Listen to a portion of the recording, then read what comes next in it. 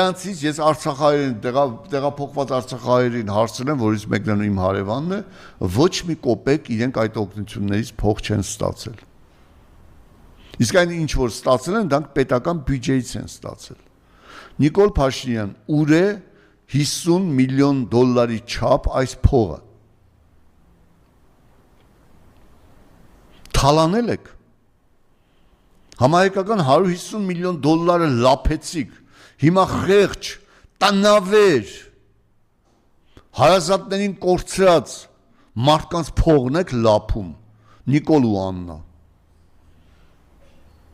Դուք եղծ աղանդոցի շներ եք, թալանչի շներ,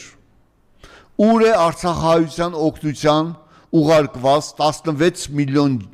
և 26 միլիոն, 27 միլիոն եվրոն, ուր է։